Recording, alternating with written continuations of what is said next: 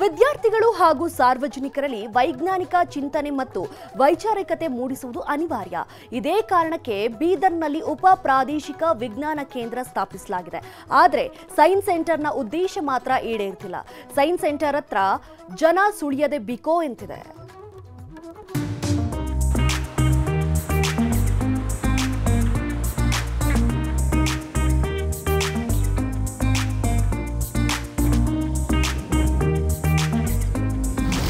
ಎಷ್ಟೋ ಶಾಲೆಗಳಲ್ಲಿ ವಿಜ್ಞಾನದ ಪ್ರಯೋಗಾಲಯಗಳು ಇಲ್ಲದೆ ಶಿಕ್ಷಕರು ಮಕ್ಕಳು ಕಂಗಾಲಾಗಿರ್ತಾರೆ. ಆದರೆ ಬೀದರ್ನಲ್ಲಿ ಉಪ ಪ್ರಾದೇಶಿಕ ವಿಜ್ಞಾನ ಕೇಂದ್ರ ಇದ್ದರೂ ಜನರು ಇದರ ಪ್ರಯೋಜನ ಪಡೆಯದೆ ನಿರ್ಲಕ್ಷ್ಯ ಮಾಡಿದ್ದಾರೆ.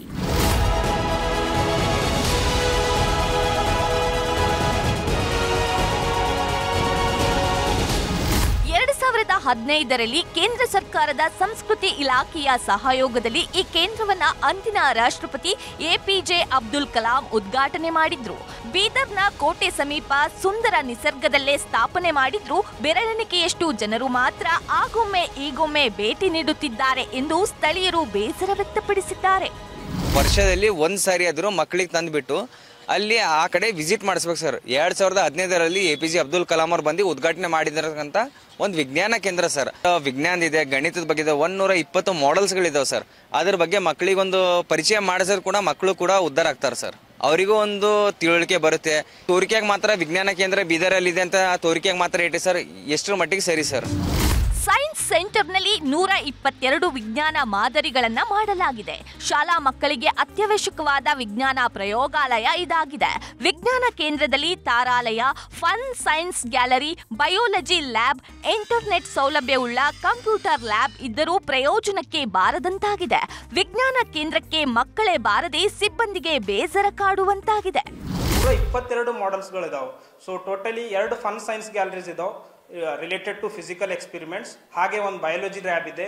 ಸೊ ಹೊರಂಗನೆ ಪ್ರದರ್ಶಿಕೆಗಳು ಕೂಡ ಇದಾವೆ. ಮಕ್ಕಳು ಆಟ ಮಾಡ್ಕೋತೆ ಕಲಿಬಹುದು ನಾವು. ಟೋಟಲಿ ವಿಜ್ಞಾನ ಕೇಂದ್ರ ಇಷ್ಟೊಂದು ದಿವಸ ಬಂದಿತ್ತು ಅಂತ ಹೇಳಿ ಗೊತ್ತಿತ್ತು.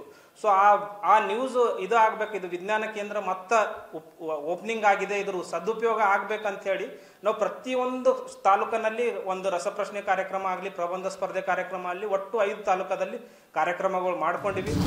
ಜಿಲ್ಲಾ ಶಿಕ್ಷಣ ಇಲಾಖೆಯ ಅಧಿಕಾರಿಗಳು ಶಾಲಾ ಮಕ್ಕಳು ಈ ಕೇಂದ್ರದ ಪ್ರಯೋಜನ ಪಡೆದುಕೊಳ್ಳುವಂತೆ ಮಾಡಬೇಕಿದೆ.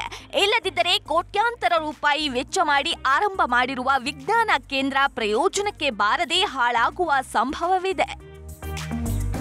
ದುರ್ಗಪ್ಪ ಹೊಸಮನಿ, ನ್ಯೂಸ್ 18 ಬೀದರ್.